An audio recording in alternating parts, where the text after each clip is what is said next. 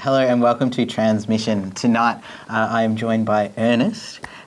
So welcome, thanks for coming along. Thanks for having me. So, interesting, we were having a bit of a chat before and you mentioned that when you transitioned, you were actually working as a school teacher. Yes, yeah. I teach in the western suburbs of Melbourne at a really large secondary school. I started there about the time that I came out in my private life.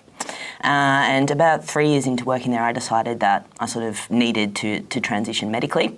So I did. And it's been a pretty interesting couple of years since then. So how did that sort of go, that process? Yeah. Well, actually, we had a trans student at the school, and he sort of was a trailblazer for me, really. I mean, he did the hard work. He was the brave one. We had a Safe Schools coalition at the school. We still do. We've done a lot of work with the staff on issues around gender and sexuality. That being said, I guess was still as apprehensive as people probably assume I would be in that situation. Obviously, it's a pretty public job. 1,400 students at the school. It's a pretty small community in the western suburbs. So I came out to staff at a staff meeting on the first day of the year in 2013. So it's about 150 staff at the school. So I stood up and did that. And yeah, it's been sort of a bit of a journey ever since then. Wow. So was it like a point on the agenda? Pretty much. I actually sort of was there to do some staff development about the student who was transitioning, and as part of that presentation, I thought that was the most opportune time. My psychologist thought it was hilarious that I was doing that.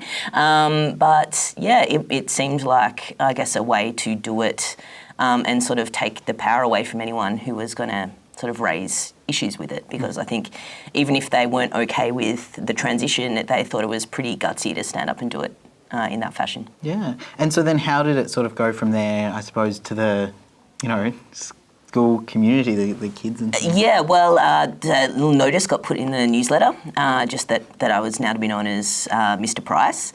I was also a year level coordinator for about 300 year 10 students who I'd known. I'd been their coordinator the year before, so they knew me pretty well. So I came out to them in their first assembly of the year, and then to each of my classes. And, kids talk to each other, so things got around pretty quickly. And I think there were a couple of things on Facebook about it, but apparently they were pretty positive. I guess I started taking testosterone in the Easter holidays of that school year, had surgery later that year. So I guess I kind of felt like I wanted to get in before those changes started happening in terms of the school community. Yeah.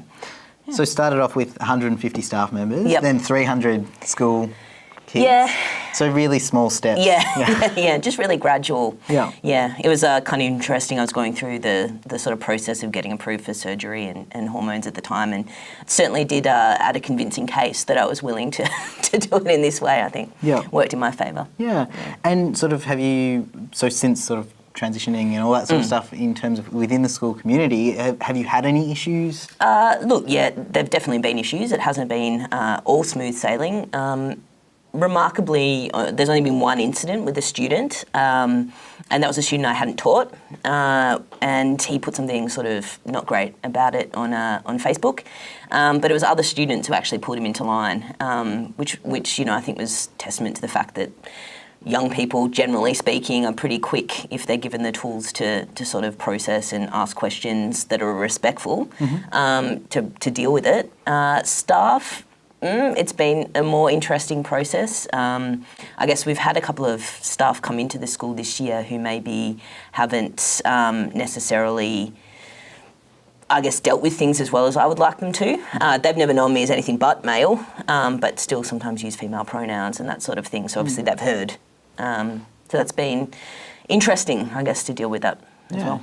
I suppose just if all the workplaces to think of, imagine coming out at school is kind of one of those ones that you think might be a bit Yeah, look, I mean, when I started teaching, which it was around the same time that I came out in my private life, I just could not conceive of ever medically transitioning purely because I couldn't conceive of doing it and keeping working, keeping going in the school. Not necessarily because of the school itself, but just because of, as you say, the nature of the job. But I guess I got to a point which I think a lot of people get to transitioning where it just wasn't an option not to anymore in terms of starting medical steps. So, yeah, I just sort of didn't have a choice anymore. Mm-hmm. Speaking earlier, something completely different about you're a bit of a dog enthusiast? Yeah, absolutely. Part of the dog community of the western suburbs of Melbourne, which is pretty, I would use the word rabid, but it doesn't seem right with dogs. So there's certainly a big sort of queer dog walking community, which you just happen upon in the western suburbs. Spend a lot of my spare time obsessing about my dog, taking my dog places. So. What sort of dog? His mother was a sausage dog, father unknown, something taller and skinnier. So he sort of looks like a sausage dog with long legs. I don't know. Interesting. Yeah. And so you said you're sort of part of a queer. So is it a formal thing or is no, it more just... completely haphazard. Just sort of, I guess, one of those things where you sort of flock to like-minded people in the dog park. It's a weird world, dog walking and dog park world. With great community. I mean, I've just come across and met some amazing people as part of having a dog. Yeah. So you said it's sort of a weird. What sort of... It's its own social world. I mean, I guess I sort of, have always had social worlds that have existed around like activism and people I went to uni with and that kind of stuff. And this is just its whole social sort of world of its own. It's like a little... But sort of a surreal world because you only ever really talk about your dogs. So you don't sort of know who people vote for or any of these sort of other things which previously I might have used as markers of who I would pick as friends. So it can get you in some interesting sort of situations. But it's also really nice. I mean, just met some incredibly generous people and actually transitioned at the dog park as well. So that was another sort of interesting sort of step to take in terms of sort of having to out myself to people and go through that with them. How did that go? Because I mean, I know that when I've walked through a dog park and seen a dog, I know everything about that dog, but I don't know the person. Anything about the owner, I know. So it was kind of strange, and I did feel like I was crossing some boundary in that sense of, you don't really talk about your life at the dog park. You talk about your dog's poo and sort of stuff like that, and what the dogs are doing. But I mean, generally speaking, again, it's been pretty good. I think, like anything, you have your good days and your bad days. I think if I'm feeling not great and someone at the dog park can, call me my old name and that kind of stuff, it's not great. But generally speaking, people get on board and they're more interested in the dog than me anyway. So. Excellent. Yeah. Well, look, a big thank you. Thank you very much, Ernest, for coming on tonight. You've been watching Transmission.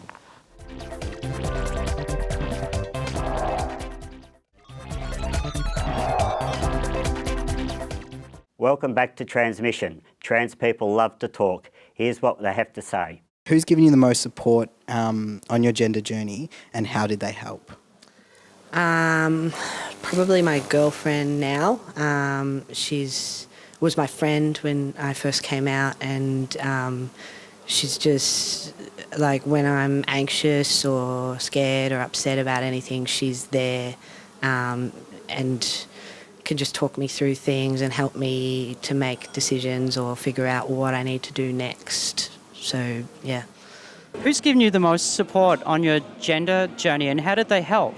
Definitely just Eleni, my partner, and she's just helped by being just fantastic and amazingly supportive and just pulled me out of some really bad places and helped me get through everything. That would be my mother.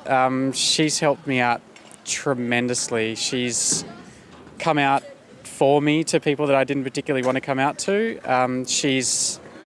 She talks to me on the phone constantly whenever I'm having a particularly bad day or I've just been through a really troubling experience with transgender stuff.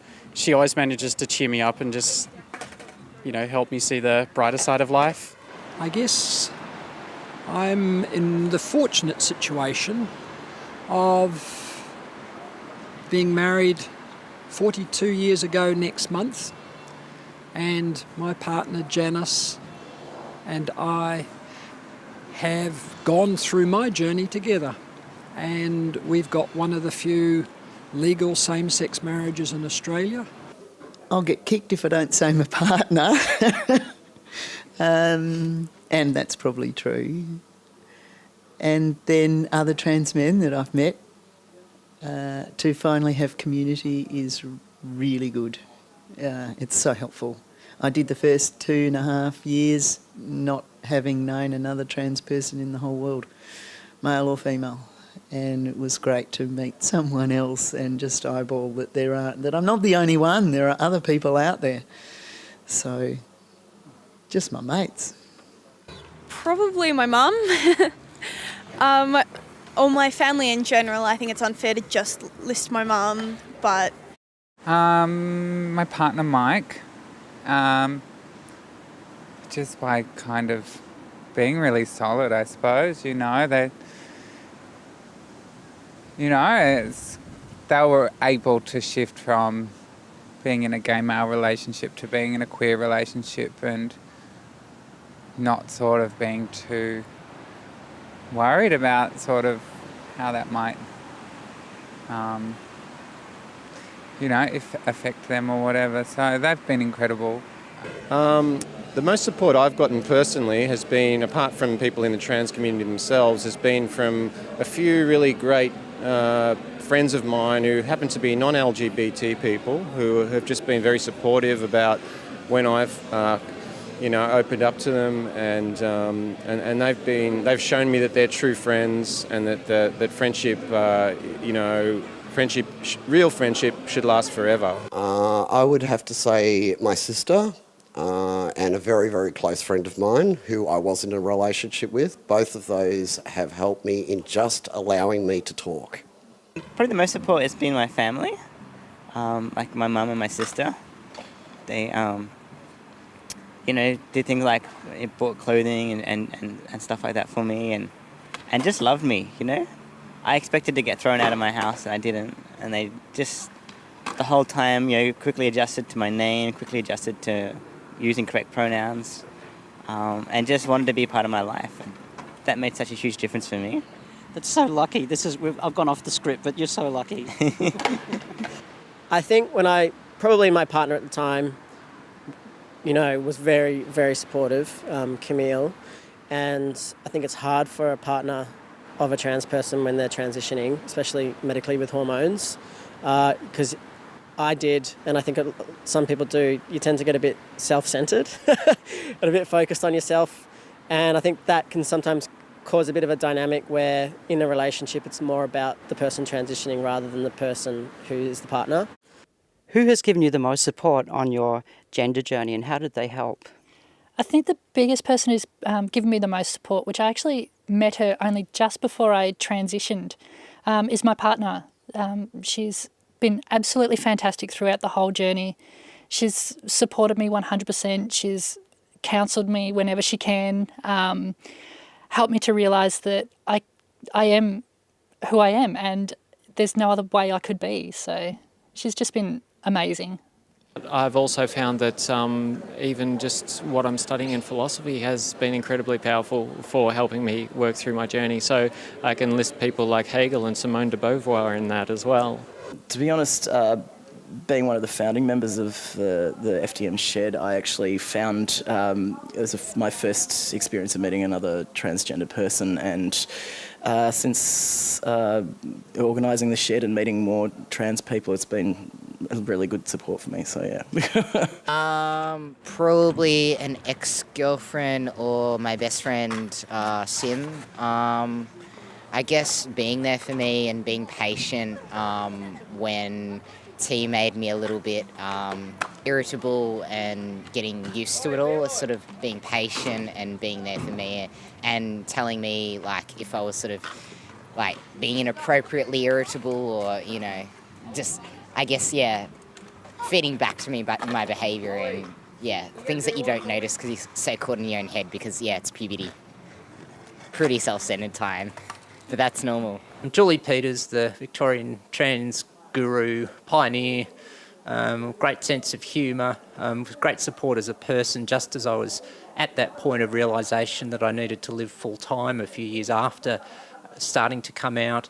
And just as a role model, as an advocate, of course, amazing. Who has given you the most support on your gender journey and how did they help? Probably my dad, to be honest. My dad is also a male to female transsexual, and she just sort of helped me a lot right at the beginning when I didn't know who to talk to, and sort of helped me through the medical process, which can be tricky sometimes. So, yeah, thank you. Gee, that's Thank you, Mum. Second mum. That's really lucky having a dad/second mum like that, I tell you. That's very unusual. I know it sounds really cheesy, but it really has been my crew. From roller derby, I've made some really significant life changes because they're people that really just accept you as you are. So I've made dramatic career changes and all sorts of things because I just had all these really inspiring and empowering people around me saying, do what makes you happy. We'll see you after the break.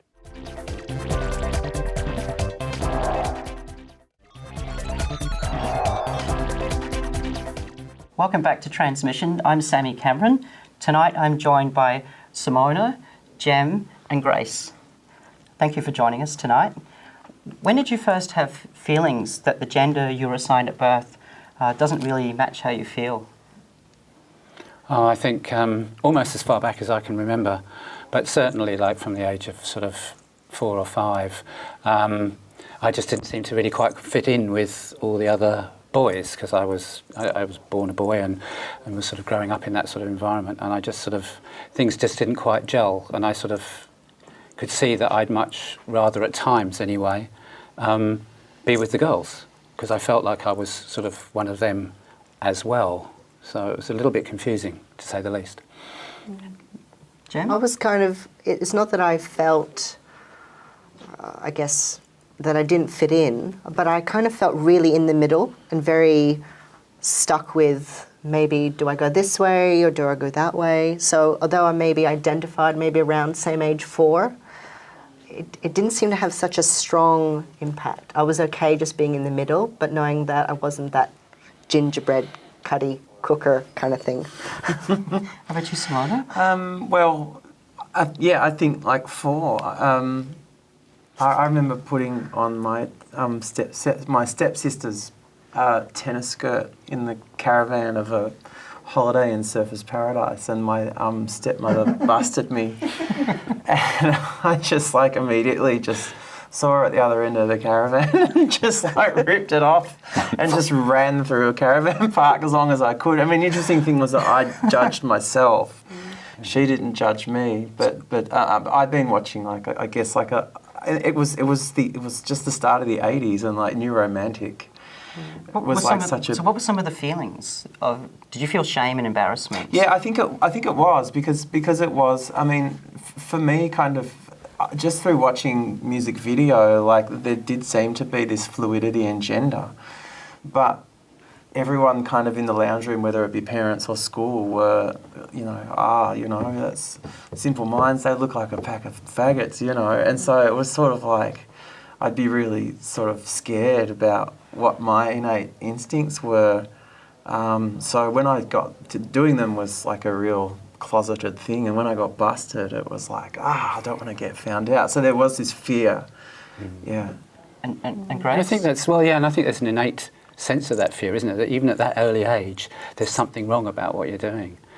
But I mean, I think and I grew up, in the 60s, and that was sort of the era when in the media we started seeing people like Christine Yorkson and April Ashley. So these were those really high-profile transsexuals. So they were kind of sensationalised. So on the one hand, it was like I saw this sort of stuff in the paper, and it was like, now I know that maybe I can relate to somebody actually in our sort of somewhere in the world. Sure, yeah. But equally it was still very overawing as well that people had to go to such lengths, and then they would be sensationalised in the newspapers for changing their sex or becoming affirmed in their sex, and their gender. So I'm a little bit younger than you, and I had feelings at about 10 years old.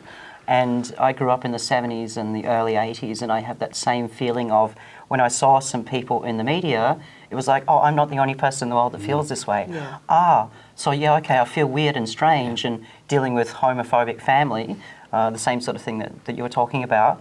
But I wasn't the only one. It's like, I'm not the only one. There are other people like this. And yeah, the feelings of shame, and you do everything you possibly can to avoid this because that's what societies did in those days. But how about you, Simona?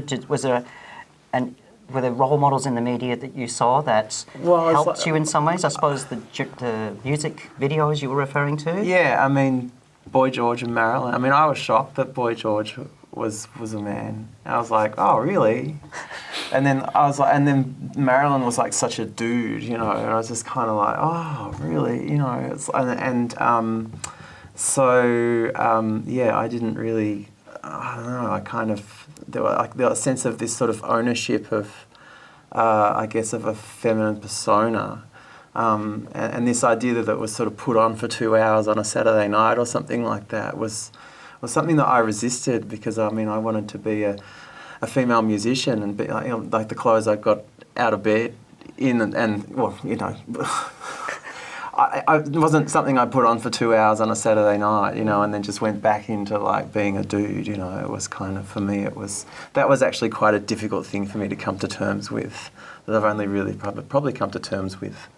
And it does date back to the 80s, and I guess, people like probably Anthony and the Johnsons is probably like the first trans role model who, it just lives that life and is not this, oh, is that what you do, for 2 hours, it's that kind of, What about you, Jem? Was there you're a little bit younger than Yeah, some of us. I was born in the early 80s, so I don't feel that young, but okay.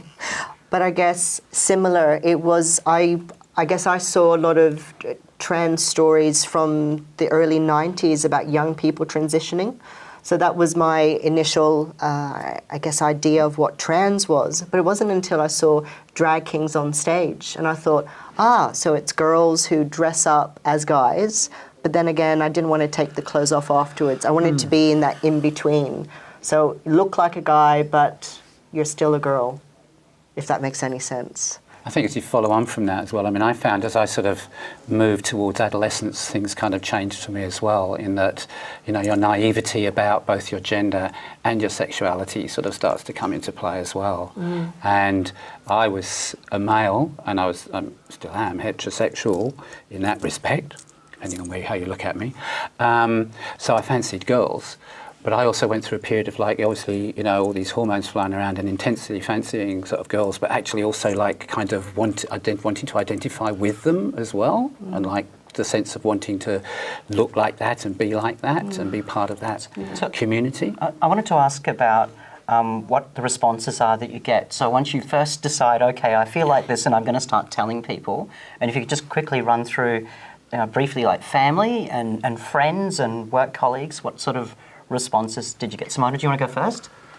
Well, I mean, the worst thing I think that happened was that I told my mother and she was kind of distraught about it, and I thought from that moment on, I thought coming out eventually is really going to be a difficult thing for her. But I think the hardest thing was, going to a counsellor, and the counsellor just going over to a book and saying, oh, you've got a transvestic fetish, and then just totally just put me into this thing that I will be inappropriately sexualised and lonely for the rest of my life. Okay. Yeah, for me, it was like family was okay. It was more the trans community that I felt I wanted acceptance, and I was very disappointed that I didn't get recognised as a genderqueer person. Oh, look, I've generally found I've kind of picked very carefully how and when I tell people. So that's very strategic as to how you do it. I think that's a great piece of advice. I did the same thing, planned it in a lot of detail, and it's been fabulous for me. I'm Sammy Cameron. Thank you to Simona, Jem and Grace for joining us today. You've been watching Transmission. Please send us your feedback. See you next time.